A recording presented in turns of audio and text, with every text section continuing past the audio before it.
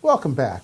Once again, my name is Carl Ellis. I'm the director of the Center for Small Membership Churches, and this session that we're going to be working on is church size.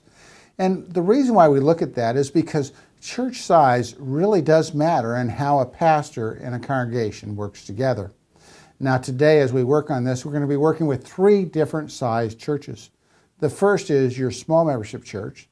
The second is a middle-sized pastoral church. And the third is a middle-sized program church. The first one we're going to deal with today is going to be the small membership church. Now, when we talk about church size, we always talk and we always reference it to the attendance at worship.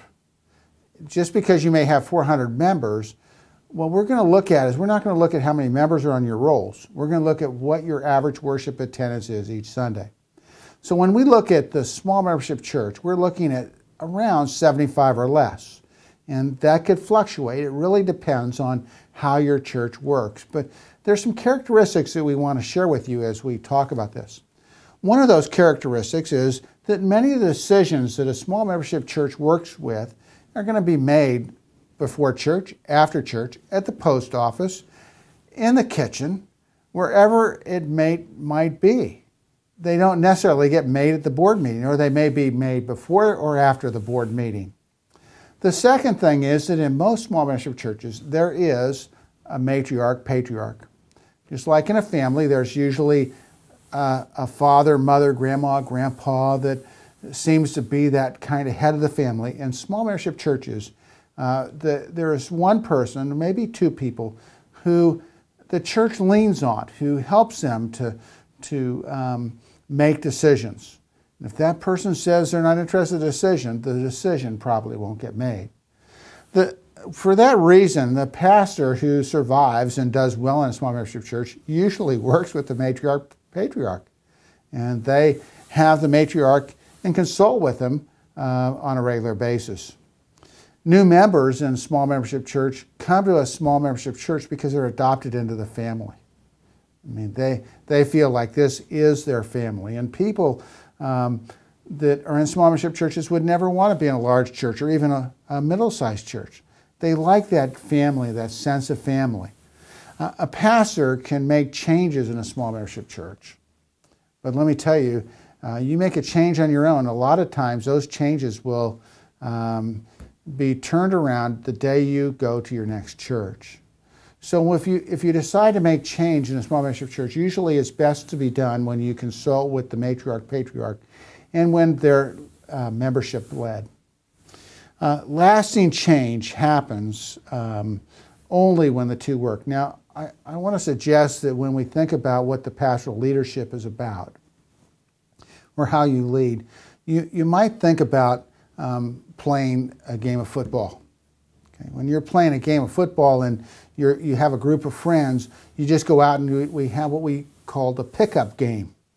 Nobody was in charge. You just got the teams. You said, well, we're going to have 4 on this side, 4 on this side, or maybe your family gets together for the Thanksgiving meal, and after the meal you go out and you play football. Well, that's kind of how leadership works in that family-sized church. It's where together you work and play and learn and support each other. Now, the second type church that we'd like to look at is that of the middle size, and it's called a pastoral church. And the attendance, worship attendance for that, how we judge that, is around 75 to 150. Now, it's called pastoral because in the pastoral church, what happens is the pastor relates to everyone. And the pastor is expected to be at every committee meeting and expected to be at just about every event. I remember at one church, when they were having the mother-daughter banquet, I thought I was free from going that, especially since my wife was a member of the group. But that didn't work. They expected me to be at the mother-daughter banquet. And that's what happens sometimes in the pastoral-sized church. In that size church, members are spiritually fed by the pastor in worship, sermons, classes, educational type events. That's where the spiritual direction comes through the pastor.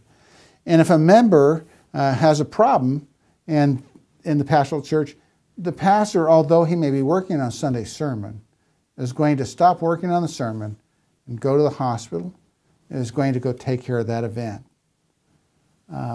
If a family is having a problem, they're not going to make an appointment. They're going to just ask the pastor to be there, and that's expected. Church growth in this size church really depends on the pastor's popularity. And as you might understand, pastors need to have a strong interpersonal relationships with their members. I mean, they have to be able to hear people, listen to people, get to know them, and love them.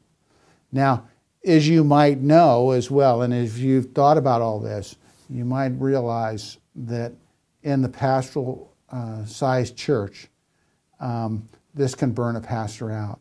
Pastors have to be very careful.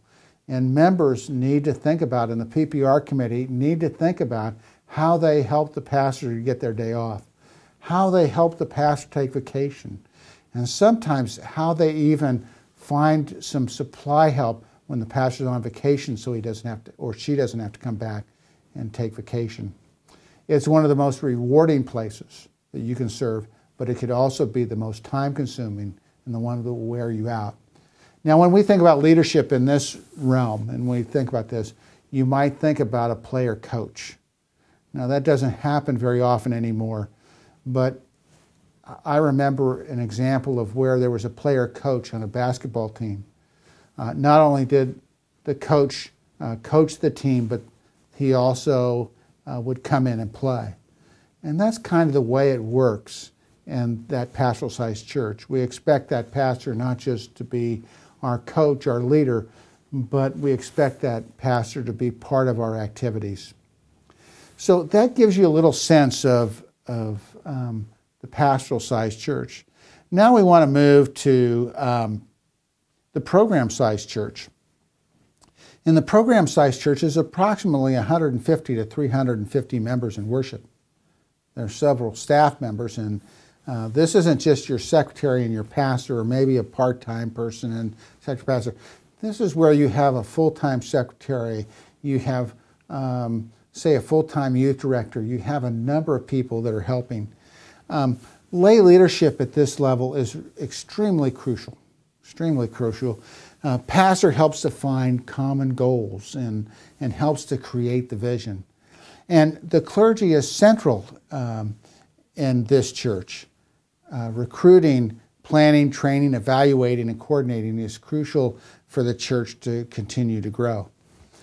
In this church, most of all, worship and sermons are critical. And pastors need to have the time to work on sermons. And pastor-parish relations need to understand that the pastor needs the time to create worship with a team and time to write sermon. The music program, as you might imagine in a program-sized church, has to be of the highest level.